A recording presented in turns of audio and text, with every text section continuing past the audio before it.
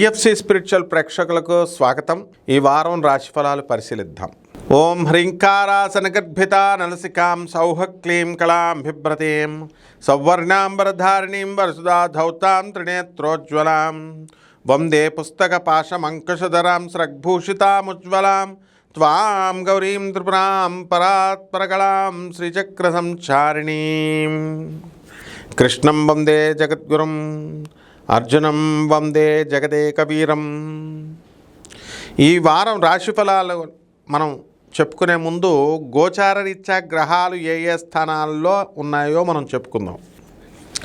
మనకి రాహువు కుంభరాశి, శని మీనరాశి, శుక్రుడు మేషరాశి, బుధుడు కర్కాటక రాశి, కుజ కేతువులిద్దరూ కూడా మనకి సింహరాశి, రవి మనకి చక్కగా ఈ యొక్క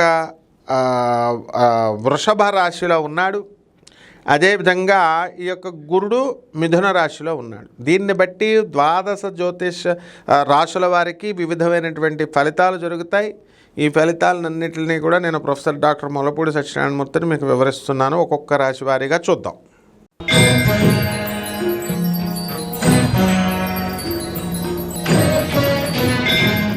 మిథున రాశి. ఈ మిథున రాశి వారిని మనం బటర్ఫ్లైస్ అంటాము. మరి ఈ మిథున రాశి వారికి స్థిరమైనటువంటి నిర్ణయాలు ఈ వారంలో కూడా రావు. వృత్తి వ్యాపార ఉద్యోగ విషయాల్లో మీరు ఎంతో ఇదిగా ముందుకు వెళుతూ ఉంటారు. తర్వాత అనుకున్న పనులన్నీ కూడా సాధించుకొని ముందుకు వెళ్తూ ఉంటారు. కాబట్టి ఈ యొక్క రాశి వారందరికీ కూడా మనకి అనుకున్న పనులు అనుకున్నట్టు సాధించాలనేటటువంటి కసి మీకు వస్తుంది.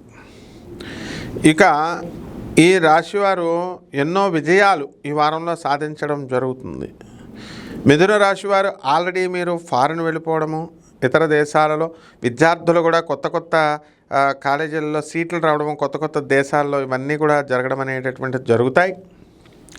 కాబట్టి ఈ రాశి వారికి అందరికీ కూడా మనం అనుకున్న పనులు అనుకున్న సమయానికి సాధిస్తారు మీరు ఈ వారం. మరి ఇంటర్వ్యూస్ కోసం వెళ్ళినటువంటి ప్రభుత్వ ఉద్యోగాల కోసం అప్లై చేసుకున్నటువంటి వాళ్ళకి అందరికీ కూడా సానుకూలమైనటువంటి నిర్ణయాలు రావడానికి అవకాశాలు ఉంటాయి. అలాగే ఫారిన్కి వెళ్ళాలి అనుకునేటటువంటి సాఫ్ట్వేర్ ఇంజనీర్లు, ప్రైవేటు ఉద్యోగస్తులు వీళ్ళకి వెళ్ళడానికి అవకాశాలు ఉంటాయి. టెక్నికల్ ఫీల్డ్లో, ప్రొడక్షన్ వింగ్లో, అలాగే ఈ యొక్క సినిమా రంగంలో కానీ ప్రైవేటు ఫ్యాక్టరీస్లలో కూడా మీరు విజయాలు సాధించడానికి అవకాశాలు ఉన్నాయి. ఈ మిథున రాశి వారికి వాహనాలు అనేటటువంటివి కొనడం జరుగుతుంది. ఇక ఇళ్ళు మీ ఫ్రెండ్స్, మీ హస్బెండ్ ఫ్రెండ్స్తో మీరు ఇళ్ళు సగం సగం తీసుకుని కట్టుకోవడాలు ఇలాంటివన్నీ కూడా చేసుకుంటూ ఉంటారు. ఇక పరిహారాల దగ్గరికి వచ్చేసరికి మనకి బుధ జపం చేసుకోవాలా, బుధ స్తోత్రాలు చదువుకోవాలా, బుధుడికి కిలోంపావు పెసల్ని, తర్వాత ఆకుపచ్చని రంగు ఉన్నటువంటి వస్త్రాలనిచ్చి పేద బ్రాహ్మణులకి బుధవారం నాడు ఉదయం 7 గంటలకి దానం చేసుకోవాలా. దశమహావిద్యల్లో ఒకటైనటువంటి భువనేశ్వరి అమ్మవారి యొక్క హోమాన్ని మీ ఇళ్లల్లో జరిపించుకోవడం ద్వారా అద్భుతంగా మీకు ఉంటుంది. శుభమస్తు.